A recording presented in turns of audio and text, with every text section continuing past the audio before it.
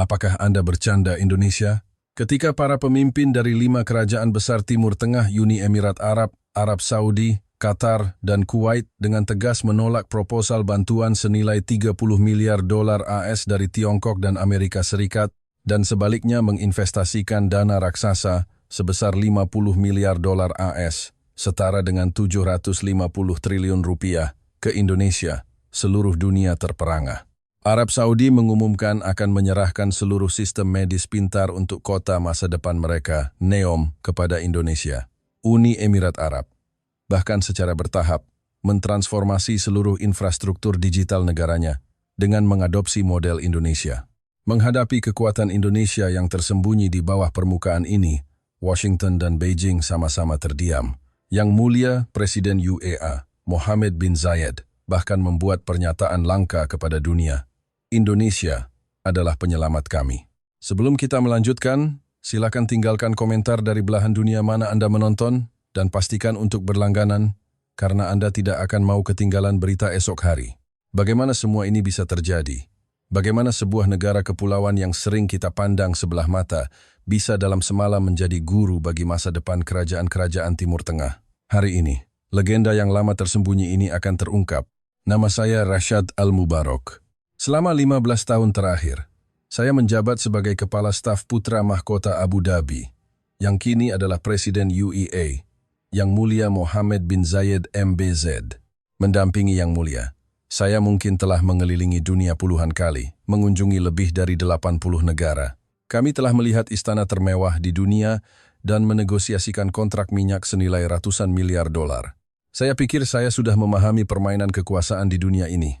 Namun, apa yang terjadi di jet pribadi kerajaan A380 yang lepas landas dari Tokyo belum lama ini benar-benar menjungkir balikkan karier saya menjadi sebuah pencerahan yang tak akan pernah saya lupakan. Hari itu, penumpang jet pribadi tersebut adalah tokoh-tokoh besar, dipimpin oleh penguasa de facto UEA, Yang Mulia MBZ.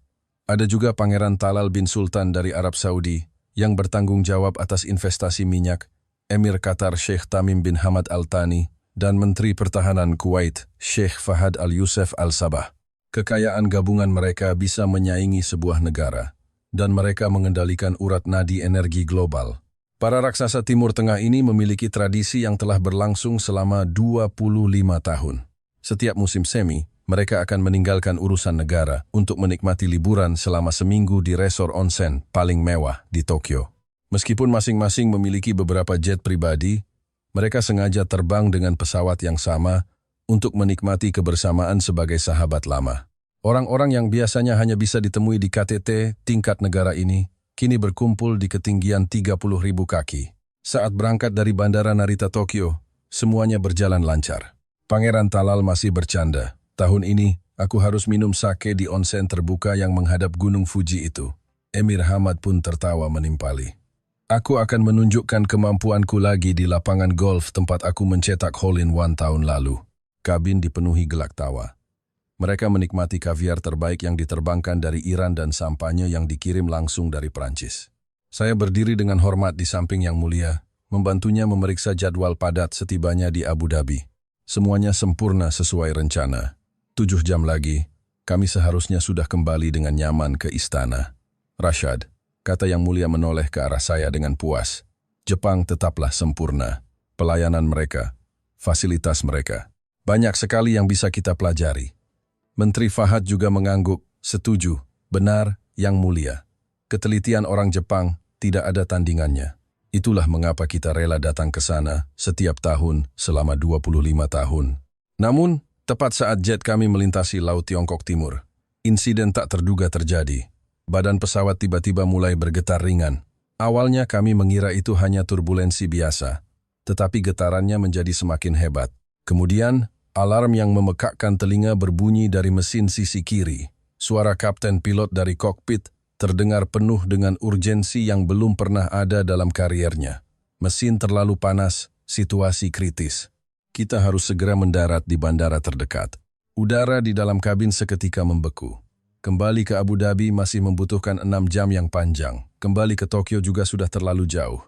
Bagaimana dengan Shanghai? Tanya Pangeran Talal. Kokpit terdiam selama beberapa detik. Kami semua tahu, mendarat di Tiongkok dengan prosedur birokrasi yang rumit dan tidak transparan, serta risiko politik yang tidak terduga mungkin akan lebih merepotkan dan berbahaya daripada kerusakan mesin itu sendiri.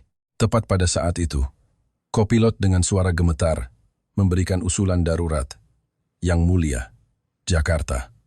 Bandara Internasional Soekarno-Hatta adalah yang terdekat. Kita bisa tiba dalam 40 menit. Kondisi landasan pacu mereka termasuk kelas dunia. Apa? Wajah Pangeran Talal seketika menegang. Dia hampir tidak percaya dengan apa yang didengarnya. Indonesia? Maksudmu negara kepulauan itu? Kita akan mendarat di sana? Suara Menteri Fahad bahkan lebih dipenuhi ketidakpuasan dan cemoohan. Jangan bercanda. Mengapa kita, para pemimpin tertinggi Timur Tengah, harus merendahkan diri ke tempat kelas 2 seperti itu? Emir Hamad bahkan lebih belak-belakan dengan sindirannya. Indonesia, bukankah itu tempat di mana pabrik-pabrik membuat komponen elektronik murah? Apakah di sana ada hotel yang sesuai dengan standar kita? Apakah mereka punya rumah sakit yang layak untuk anggota keluarga kerajaan? Perkataan Menteri Fahad adalah yang paling tajam. Dia hampir berteriak. Kita yang menikmati kehidupan kelas atas di Dubai dan Abu Dhabi, sekarang kau mau kita menginjakkan kaki di tanah.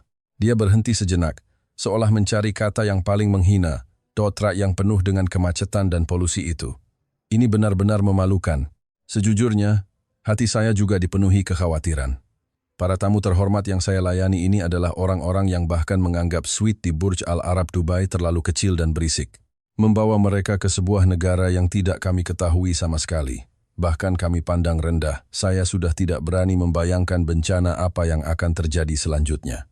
Akhirnya, Yang Mulia menarik napas dalam-dalam, seolah telah membuat keputusan. Dengan suara berat, dia berkata, "Jika ini kehendak Allah, kita hanya bisa mengikutinya. Tapi Rashad, ingat, jika pendaratan darurat ini menyebabkan martabatku ternoda sedikit saja, kapten dan tim penerbangan harus menanggung seluruh tanggung jawab." Pesawat memulai manuver berbelok yang berbahaya, menuju negara kepulauan yang tidak kami kenal. Kabin diselimuti keheningan yang menyesakkan. Para pangeran dan menteri yang biasanya banyak bicara kini semua mencengkeram sandaran tangan dengan erat, menatap keluar jendela, jelas membayangkan skenario terburuk yang akan datang. Telapak tangan saya juga basah oleh keringat dingin. Dalam 15 tahun karier saya sebagai kepala staf, saya telah menangani ancaman pembunuhan dan badai politik, tetapi tidak pernah merasa segelisah ini, hanya karena sebuah pendaratan. Ketika pesawat menurunkan ketinggian dan menembus lapisan awan, garis pantai Indonesia muncul di depan mata kami. Pangeran Talal menyipitkan matanya dan menunjuk keluar jendela. Bergumam, itu yang mereka sebut Indonesia. Kelihatannya bangunannya cukup banyak. Menteri Fahad segera mendengus dingin, berkata dengan nada meremehkan. Bangunan? Siapa saja bisa membangunnya jika punya uang. Yang penting adalah orang-orang yang tinggal di dalamnya, kualitas dan level mereka. Tunggu saja, pasti tempat itu kacau dan kotor. Emir Hamad bahkan lebih sinis. Aku masih tidak mengerti, apa yang Indonesia punya? Gojek, Tokopedia, bukankah itu hanya sekelompok pekerja keras di kantor yang menciptakan aplikasi untuk melayani merek-merek barat? Semua produk elektronik yang kami gunakan di istana adalah buatan Jerman atau asli Jepang. Produk Indonesia, itu untuk para pelayan di istana. Mereka saling bersahutan, sekali lagi mengonfirmasi prasangka masing-masing. Tepat pada saat itu, sesaat sebelum pesawat bersiap untuk mendarat di landasan pacu, kejutan pertama yang membuat kami semua terkejut tiba-tiba terjadi. Sistem pengumuman di kabin tiba-tiba berbunyi. Sebuah suara yang tenang dan jernih terdengar, dan itu adalah bahasa Arab yang fasih dan sempurna dengan aksen bangsawan. Assalamualaikum, jet kerajaan UEA. Ini adalah menara kontrol Bandara Internasional Soekarno-Hatta. Kami telah melakukan persiapan penuh untuk pendaratan aman Anda. Landasan pacu 07L telah sepenuhnya dikosongkan untuk Anda. Insya Allah, kami akan memandu Anda mendarat dengan selamat. Kabin seketika hening. Semua orang melebarkan mata dengan ekspresi tak percaya, saling memandang. Tadi itu. Suara Emir Hamad sedikit bergetar. Bahasa Arab, Pangeran Talal menambahkan, dengan kaget, dan aksennya, itu aksen Riyadh yang sempurna. Saya benar-benar terpana. Seumur hidup saya telah mengunjungi banyak negara, tetapi belum pernah di negara non-Arab, terutama di negara kepulauan Asia Timur yang kami pandang rendah ini. saya mendengar bahasa Arab kerajaan yang begitu standar dan penuh hormat dari menara kontrol bandara. Pesawat mendarat dengan mulus. Meskipun ini pendaratan darurat dengan satu mesin, stabilitas dan kenyamanannya hampir membuat kami lupa bahwa ini adalah situasi darurat. Fasilitas landasan pacu Bandara Soekarno-Hatta jelas berkelas dunia. Pesawat perlahan meluncur ke apron yang telah ditentukan. Jantung saya berdebar kencang. Pintu akan segera terbuka. Dan di baliknya adalah realitas Indonesia. Pintu kabin perlahan terbuka. Kami semua menahan napas, bersiap menghadapi pemandangan yang kacau, terbelakang, dan tidak terorganisir.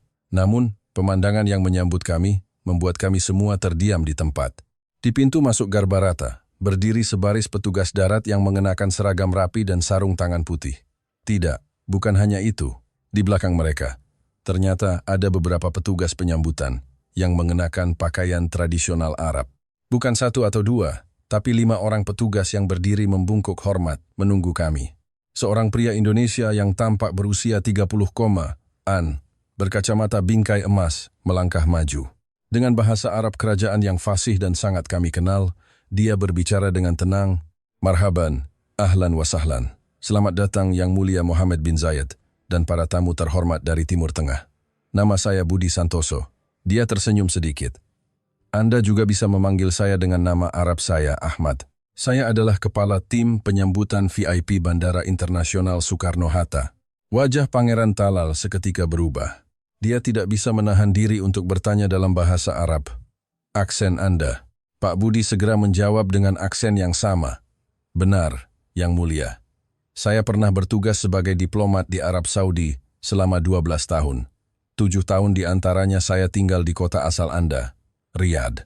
Dampak dari kalimat itu jauh lebih dahsyat daripada ledakan mesin. Menteri Fahad dan Emir Hamad saling bertukar pandang tak percaya. Apa yang terjadi selanjutnya membuat kami sadar bahwa ini bukan kebetulan, melainkan sebuah tingkat persiapan yang tidak bisa kami pahami. Minuman limun mint dingin dan kurma Iran kualitas terbaik disajikan ini adalah standar penyambutan tertinggi bagi keluarga kerajaan Timur Tengah. Kemudian, Pak Budi menoleh ke Menteri Fahad. "Menteri Fahad, kami tahu Anda mengalami cedera lutut dalam insiden berkuda 3 tahun lalu. Kami telah menyiapkan kursi roda elektrik kelas medis khusus untuk Anda, bukan kursi roda bandara biasa, untuk memastikan kenyamanan Anda." Seorang petugas darat kemudian mendorong sebuah kursi roda buatan Jerman yang berkilauan dan terlihat sangat mahal. "Bagaimana? Bagaimana kalian tahu tentang lutut saya?" Suara Menteri Fahad dipenuhi keheranan. "Yang Mulia." Pak Budi menoleh ke Yang Mulia MBZ dan berkata dengan hormat, "Kantor perwakilan UAE di Jakarta memberitahu kami tentang pendaratan darurat 20 menit yang lalu.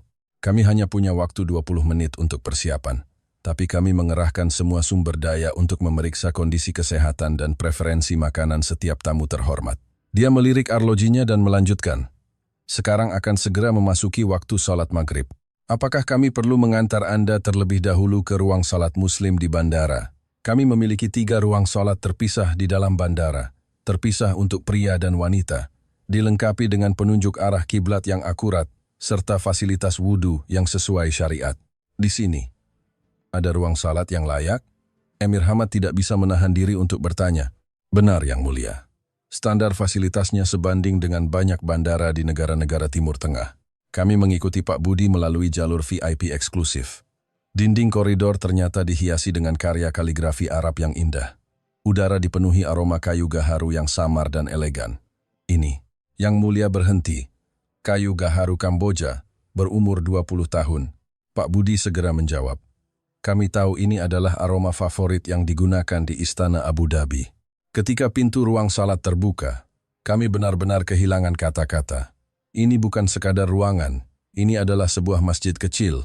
Karpet dengan pola arabeske emas, lampu gantung kristal di langit-langit, dan jam digital di dinding yang secara akurat menampilkan waktu salat global. "Rashad." Yang Mulia menoleh dan berbisik kepada saya, "Ini bahkan lebih baik daripada yang ada di Bandara Doha." Setelah salat selesai, kami keluar dari ruang salat. Pangeran Talal berjalan paling belakang. Dia menarik saya dan bertanya dengan suara sangat pelan, "Rashad, apakah aku benar-benar telah salah menilai Indonesia?"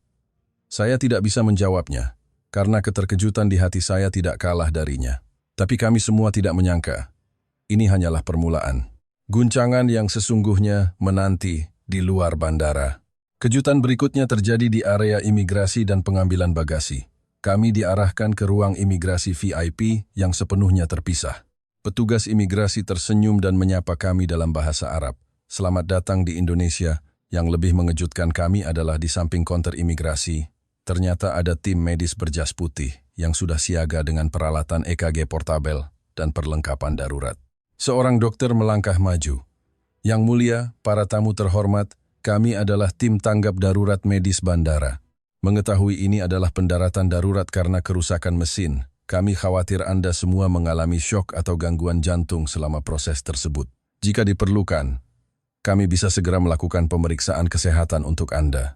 Dalam 40 menit yang singkat saat kami mengatasi kerusakan mesin, mereka tidak hanya menyiapkan sambutan bahasa Arab yang sempurna, ruang salat yang sesuai syariat, makanan dan minuman standar kerajaan, bahkan tim medis khusus untuk berjaga-jaga pun sudah disiapkan.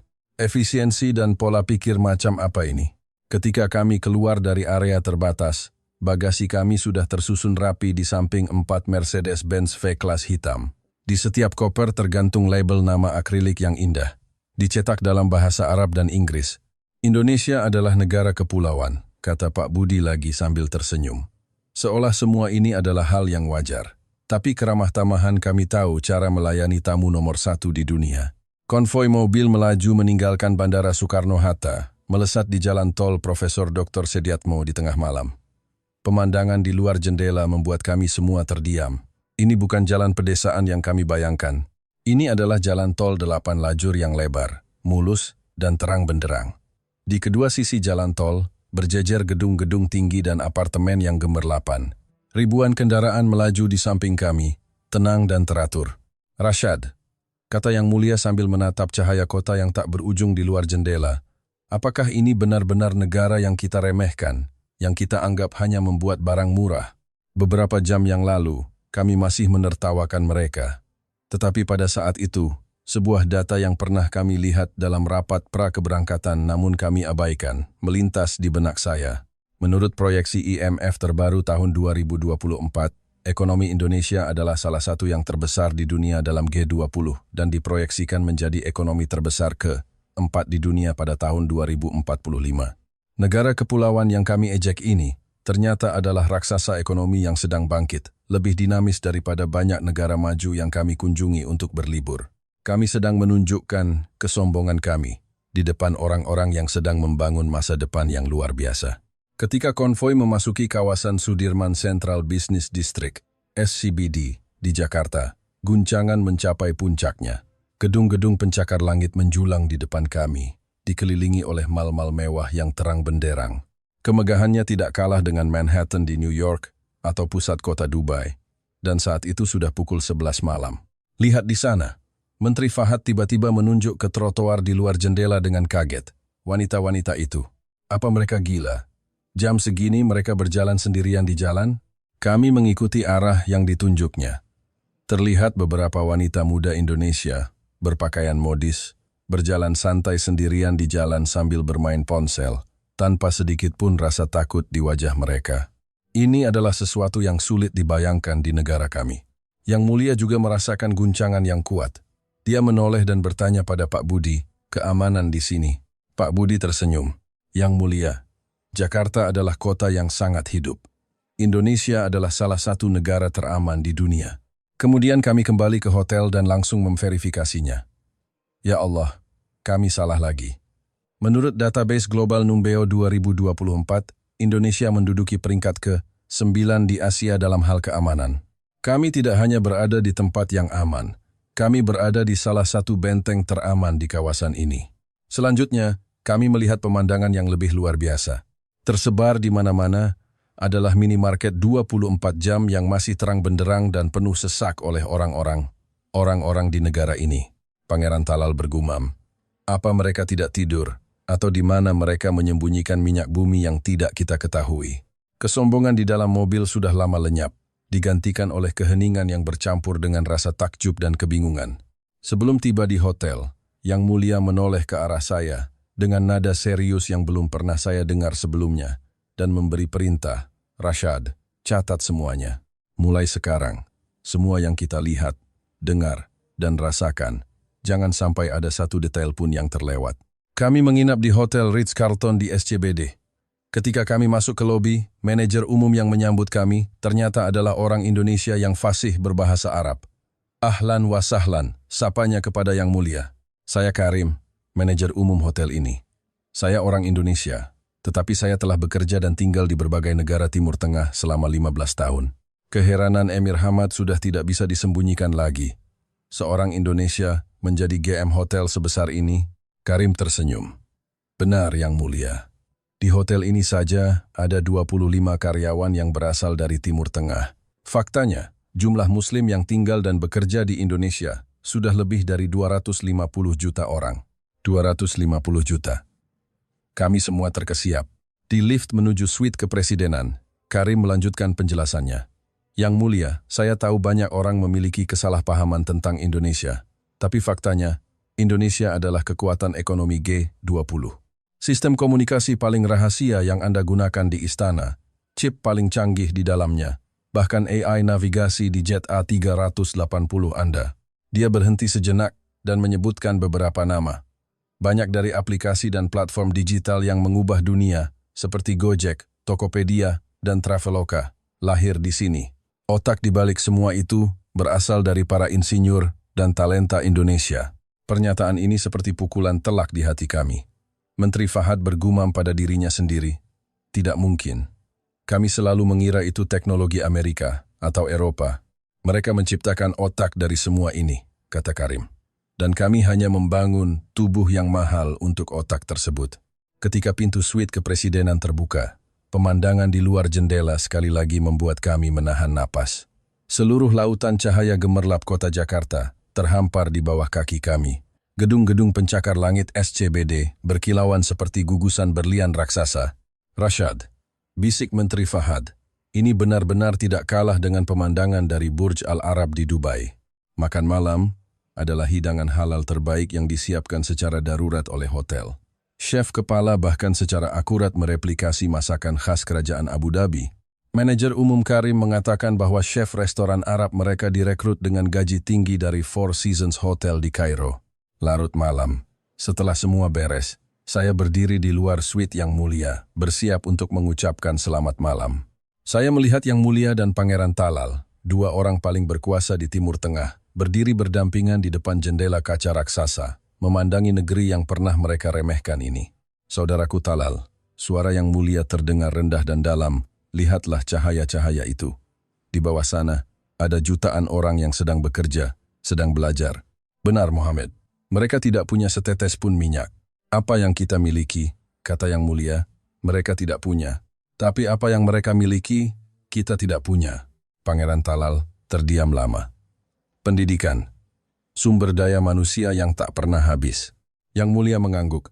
Kita benar-benar terlalu nyaman. Minyak kita akan habis dalam 50 tahun. Tapi sumber daya manusia mereka abadi. Tepat pada saat itu, jeritan melengking memecah keheningan, suite kepresidenan. Dokter, cepat panggil dokter. Itu adalah suara dari ajudan Pangeran Talal. Kami bergegas masuk ke suite Pangeran dan melihat pemandangan yang paling menakutkan. Pangeran Talal, 59 tahun, mencengkeram dadanya dan jatuh kesakitan di tempat tidur. Wajahnya pucat pasi dan seluruh tubuhnya kejang-kejang. Aku tidak bisa bernapas, katanya dengan susah payah. Emir Hamad seketika panik. Dia mengambil telepon satelit.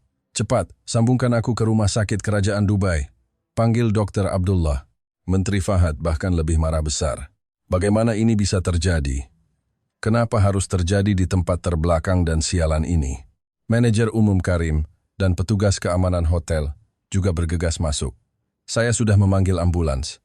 Ambulans terbaik di Indonesia. Jangan. Bentak Yang Mulia, menghentikannya. Tanpa izinku, jangan biarkan siapapun menyentuh pangeran. Yang Mulia menoleh ke arah saya, matanya memerah.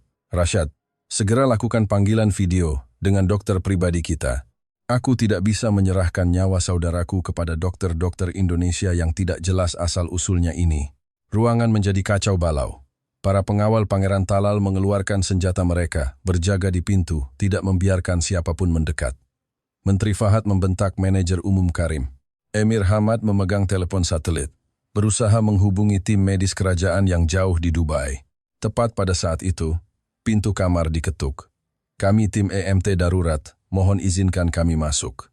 Suara seorang wanita yang tegas dan tenang terdengar dari luar. Manajer umum Karim bergegas membuka pintu, tetapi langsung dihalangi oleh pengawal pangeran. Dilarang masuk. Mundur, teriak pengawal itu dalam bahasa Inggris. Pasien kehabisan waktu. Di luar pintu, seorang wanita Indonesia yang tampak baru berusia 30 proplaan, mengenakan seragam oranye, berusaha masuk.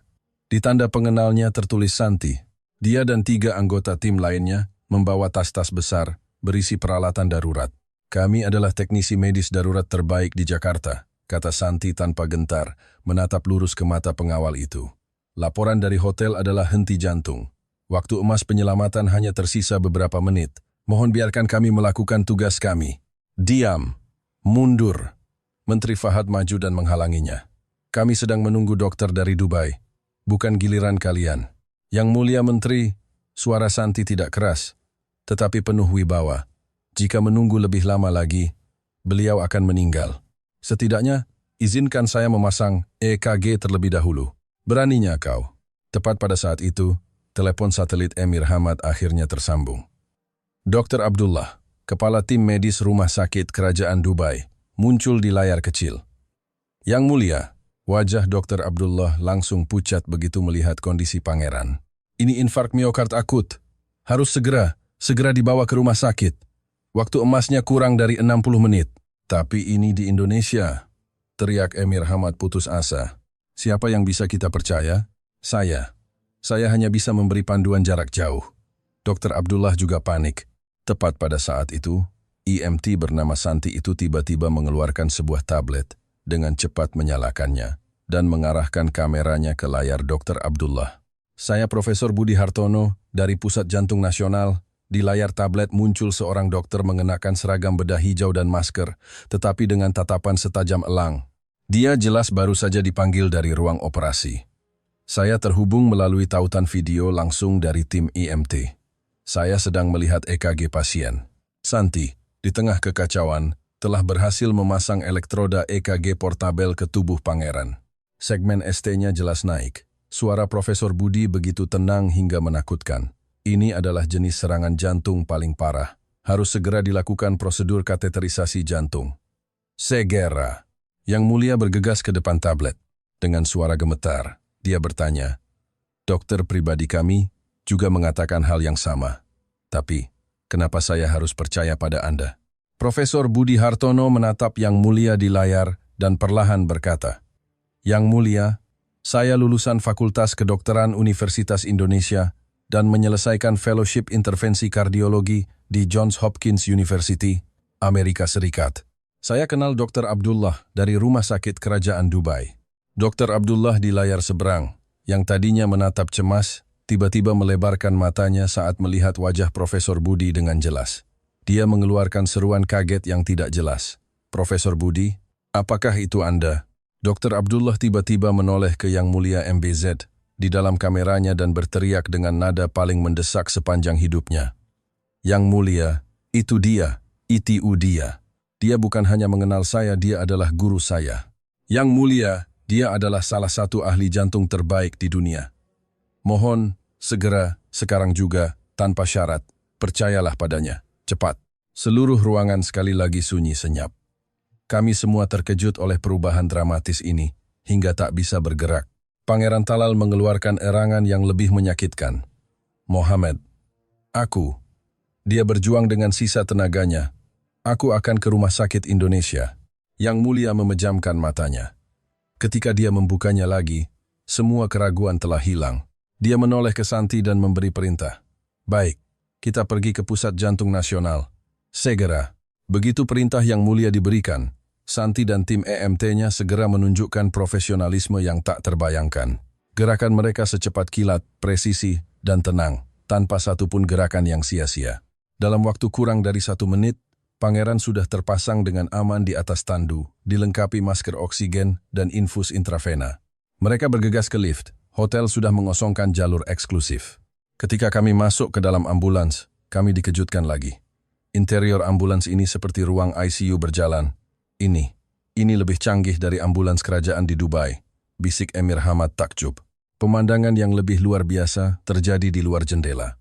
Saat itu jam 3 pagi, jalanan Jakarta seharusnya dipenuhi lampu merah. Tetapi, di sepanjang rute ambulans yang melaju kencang, seolah-olah ada keajaiban. Semua lampu lalu lintas di depan kami secara otomatis berubah menjadi hijau beberapa detik sebelum kami tiba di persimpangan. Kami melaju tanpa hambatan. "Itu?" tanya Yang Mulia, dengan kaget. Pengemudi ambulans menjawab tanpa menoleh, "Ini adalah sistem lalu lintas pintar Jakarta.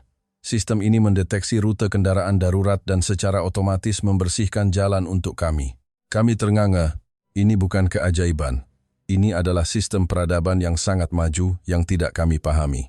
Hanya dalam beberapa menit, kami tiba di pintu masuk UGD Pusat Jantung Nasional. Profesor Budi Hartono sendiri, bersama setidaknya 8 tenaga medis berseragam bedah hijau, sudah berbaris di pintu masuk. "Pangeran Talal." Benar. Suara Profesor Budi tidak mengandung emosi, hanya profesionalisme mutlak. Semua sudah siap. Langsung ke ruang kateterisasi. Kami diantar untuk mengikuti, bukan diusir keluar, melainkan dibawa ke ruang tunggu VIP yang berdekatan dengan ruang operasi. Pemandangan di dalam ruangan itu akan kami kenang seumur hidup. Di dinding ada 6 layar LCD raksasa. Layar-layar itu menampilkan siaran langsung dari dalam ruang operasi, termasuk gambar real-time pembuluh darah jantung Pangeran Talal. Kita bisa melihat proses operasinya. Yang Mulia menunjuk layar dengan gemetar. Suara Profesor Budi terdengar dari pengeras suara. Dia jelas sudah memulai operasi. "Benar, Yang Mulia. Transparansi medis adalah prinsip kami. Anda berhak mengetahui segalanya." Kami melihat tim Profesor Budi dengan terampil memasukkan kateter melalui pergelangan tangan Pangeran. "Ini adalah pendekatan radial," jelas Profesor Budi dengan tenang. "Trauma minimal, pemulihan tercepat." Kemudian, sebuah lengan robotik canggih turun dari langit-langit, secara presisi membantu gerakan Profesor Budi. Itu adalah sistem robotik dengan bantuan AI, jelas seorang perawat. Sistem ini dapat menghilangkan getaran halus tangan manusia, meningkatkan presisi hingga 0,01 mm. 15 menit kemudian, kami melihat dengan mata kepala sendiri di layar bagaimana pembuluh darah yang tersumbat 90% itu dibuka oleh sebuah stand. Darah kembali mengalir ke jantung. Pangeran yang sekarat. "Berhasil," kata Profesor Budi, lalu mengerutkan kening lagi. "Tunggu, arteri LED-nya juga menyempit 70%. Ini adalah bom waktu tersembunyi. Jika dibiarkan, risiko kambuh dalam 3 bulan mencapai 80%. "Apakah berbahaya?" tanya Yang Mulia dengan cemas. "Menanganinya sekarang hanya butuh 10 menit tambahan." "Lakukan," kata Yang Mulia tanpa ragu. "Saya percaya pada Anda, Profesor." 10 menit lagi berlalu. Secara total, dari Pangeran masuk ruang operasi hingga selesai, hanya butuh 52 menit. Pintu ruang operasi terbuka, Pangeran Talal didorong keluar. Kami bergegas maju, dan kemudian kami semua terpana. Pangeran. Dia sadar. Dia bahkan memberikan senyum lemah kepada Yang Mulia. "Mohamed, aku selamat." Kami semua menangis. 6 jam lagi bisa turun dari tempat tidur, kata Profesor Budi. Melepas maskernya, wajahnya menunjukkan sedikit kelelahan. "Observasi 3 hari, lalu bisa pulang." 3 hari? Teriak Emir Hamad.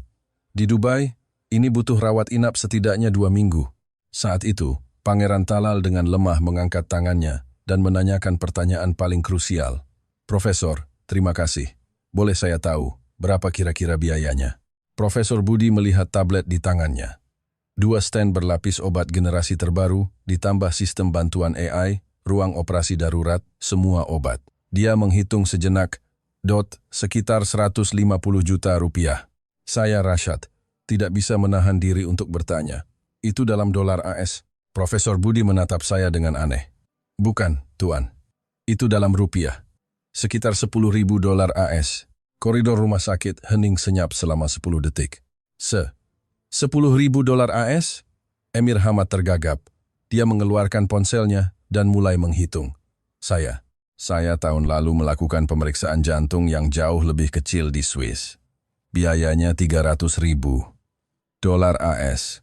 Yang Mulia menatap saya. Tatapannya bukan lagi keterkejutan, melainkan sebuah emosi yang mendekati rasa hormat yang mendalam. Kami kemudian kembali ke hotel dan segera memverifikasi data. Majalah Medis Internasional menempatkan sistem kesehatan Indonesia sebagai salah satu yang paling efisien dan berkinerja tinggi di dunia dalam hal biaya dan hasil.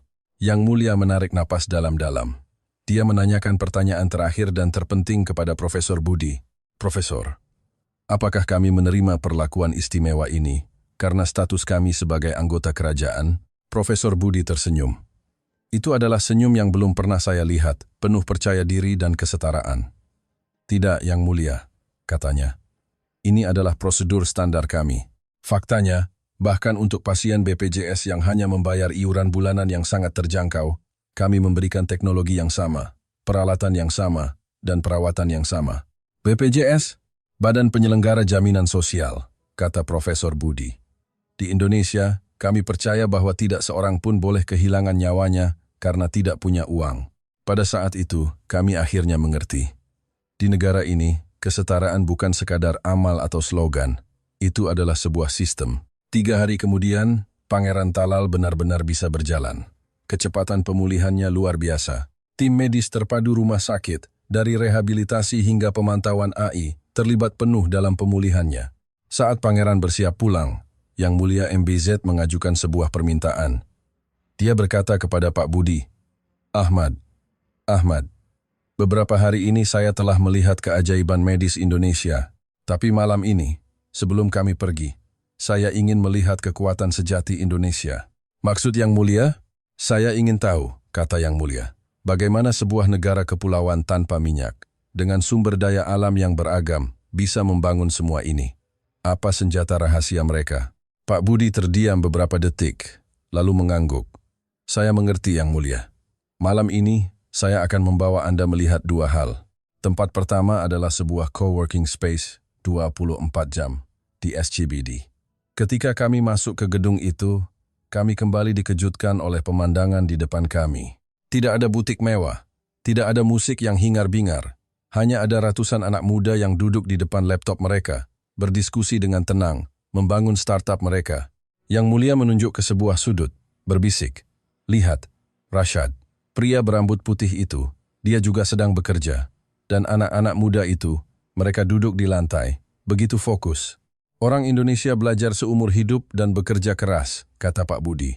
Inovasi adalah sumber rasa aman mereka.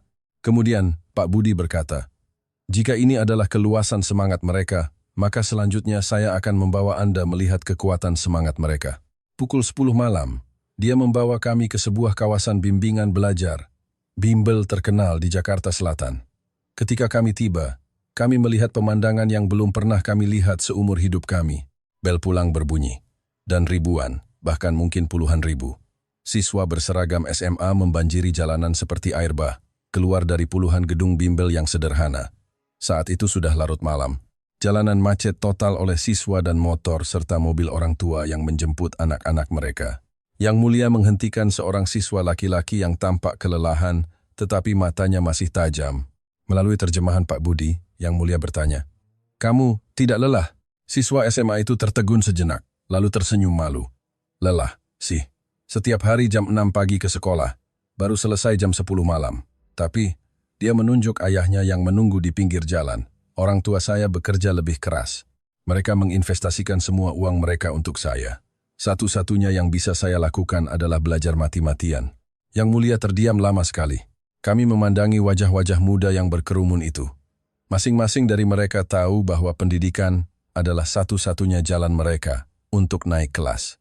"Pesaing anak-anak kita adalah mereka," kata Menteri Fahad dengan suara gemetar. "Rashad, kita pasti kalah." Di mobil kembali ke hotel, Yang Mulia akhirnya angkat bicara. Sambil menatap cahaya kota di luar, dia berkata, "Rashad, kita akhirnya menemukannya.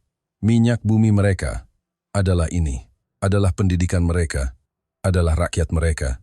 Tepat pada saat itu, tablet pribadi saya menampilkan berita keuangan internasional. Saya membukanya dan seluruh tubuh saya bergetar. "Yang Mulia, saya menyerahkan tablet itu kepadanya. Anda harus melihat ini. Selama kami berada di Indonesia, hal ini terjadi." Itu adalah berita tentang GoTo Gojek Tokopedia.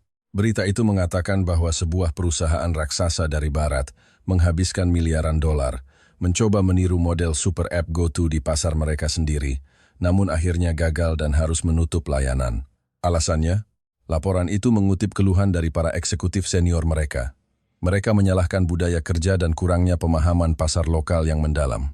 Tetapi paragraf berikutnya dari berita itu memberikan kontras yang lebih mengejutkan. Pada saat yang sama, unit bisnis internasional GoTo di Vietnam dan Singapura justru mengumumkan profitabilitas dan pertumbuhan yang pesat dengan efisiensi yang disebut sebagai keajaiban oleh para analis lokal. Yang Mulia memegang tablet itu untuk waktu yang lama tanpa berkata-kata. Berita ini seperti sambaran petir yang menyadarkan kami semua. Kami akhirnya mengerti. Orang Amerika punya uang, orang Eropa punya sistem, tetapi mereka semua tidak bisa meniru kesuksesan model Indonesia sepenuhnya. Anda mungkin bisa membeli teknologinya, tetapi Anda tidak bisa membeli siswa SMA yang belajar mati-matian di bimbel hingga larut malam. Anda tidak bisa membeli Profesor Budi Hartono yang menganggap menyelamatkan nyawa sebagai panggilan jiwa, bukan bisnis. Anda tidak bisa membeli Pak Budi Santoso yang dalam 20 menit bisa memberikan sambutan sempurna bagi keluarga kerajaan Timur Tengah. Anda tidak bisa membeli disiplin, pengorbanan, dan obsesi terhadap pendidikan yang telah berlangsung puluhan tahun. Itulah senjata rahasia Indonesia yang sesungguhnya. Itu adalah semangat Indonesia yang bahkan negara adidaya pun tidak bisa menirunya. Keesokan harinya, di pagi hari saat kami bersiap meninggalkan Indonesia, Yang Mulia mengadakan konferensi pers darurat di hotel. CNN, BBC, Al Jazeera. Semua media dunia memadati ruang konferensi kecil itu. Mereka semua ingin tahu bagaimana pendaratan darurat misterius ini akan memengaruhi peta politik Timur Tengah. Yang Mulia naik ke podium. Dia pertama-tama mengumumkan bahwa dana kedaulatan UEA akan menginvestasikan 10 miliar dolar AS di Indonesia selama 5 tahun ke depan untuk bersama-sama mengembangkan medis pintar, AI, dan ekonomi digital. Selanjutnya, dia mengumumkan akan mengirim 1.000 siswa terbaik UEA untuk belajar di universitas-universitas top Indonesia seperti UI, ITB, dan UGM. Terakhir, dia mengumumkan akan mengundang 200 tenaga medis dari Pusat Jantung Nasional untuk membantu mereformasi sistem kesehatan nasional UEA di Abu Dhabi. Suasana menjadi riuh. Saat itu, seorang wartawan Reuters mengajukan pertanyaan paling tajam. Yang Mulia, kita semua tahu bahwa Tiongkok dalam beberapa tahun terakhir telah menawarkan proposal investasi senilai 30 miliar dolar AS kepada Anda dan berjanji untuk membangun infrastruktur. Mengapa Anda menolaknya dan malah memilih Indonesia yang lebih kecil ini? Pandangan Yang Mulia menyapu seluruh ruangan. Jawabannya adalah kesimpulan akhir dari perjalanan kami. Anda menanyakan pertanyaan yang sangat bagus, kata Yang Mulia dengan tenang. Ya, ini bukan keputusan tentang uang. Ini adalah keputusan tentang filosofi dan nilai. Tiongkok, dia berhenti sejenak. Mereka bisa memberi kami banyak uang. Kami telah melihat apa yang dilakukan uang itu di Afrika dan Sri Lanka. Itu adalah sebuah kontrol, sebuah jebakan utang. Tetapi Indonesia, suara Yang Mulia tiba-tiba menjadi hangat. Mereka memberi kami sesuatu yang sama sekali berbeda. Mereka memberi kami kepercayaan. Mereka memberi kami kemitraan. Ketika bencana terjadi di dunia, semangat Indonesia adalah Indonesia bisa bantu. Mereka datang untuk berbagi, bukan untuk mengambil. Bagi sebuah negara yang sedang mencari masa depan setelah era minyak, kepercayaan lebih penting daripada 100 miliar dolar. Dia menatap kamera dan mengucapkan kalimat penutup itu. Timur Tengah tidak kekurangan uang. Yang kami kurangi adalah semangat yang memungkinkan rakyat kami untuk hidup dengan bangga setelah minyak habis. Kami tidak membutuhkan tuan baru. Kami membutuhkan seorang guru. Dan Indonesia adalah guru itu. Kisah saya, Rashad, berakhir di sini. Pendaratan darurat selama 40 menit itu akhirnya tidak menjadi bencana. Itu menjadi sebuah pencerahan. Yang diselamatkan bukan hanya nyawa Pangeran Talal. Yang diselamatkan adalah masa depan Uni Emirat Arab. Kamera kembali ke pembawa acara saluran. Teman-teman sekalian, itulah kisah Rashad. Tapi ini bukan hanya sebuah cerita. Ini adalah kisah Indonesia kita. Hal-hal yang kita anggap biasa setiap hari. Bahkan terkadang kita keluhkan. BPJS yang memberikan perawatan kelas dunia yang sama bagi raja dan rakyat biasa. Para pemuda di coworking space yang tak kenal lelah membangun masa depan. Keamanan yang membuat kita berani berjalan sendirian di jalan pada jam 3 pagi. Semangat keluarga yang berjuang mati-matian agar anak-anak mereka mendapatkan pendidikan terbaik. Semua ini, di mata dunia, di mata raja-raja kaya itu, adalah sebuah keajaiban. Presiden UEA berkata, Indonesia adalah guru kami selamanya. Kita mungkin negara kepulauan, tetapi kita adalah bangsa yang besar. Kita mungkin tidak punya minyak sebanyak mereka, tetapi kita memiliki aset yang paling berharga, manusia dan semangat Indonesia yang tidak dapat ditiru. Jika cerita ini juga membuat Anda bangga, silakan bagikan video ini agar seluruh dunia tahu nilai sejati Indonesia. Terutama bagi saudara-saudara kita para perantau di luar negeri, bagikan video ini kepada teman-teman asing Anda. Biarkan mereka melihat mengapa, bahkan Raja Minyak dari Timur Tengah pun rela datang ke negeri ini dan dengan hormat memanggil kita guru. Kita adalah bangsa Indonesia yang bangga. Terima kasih telah menonton.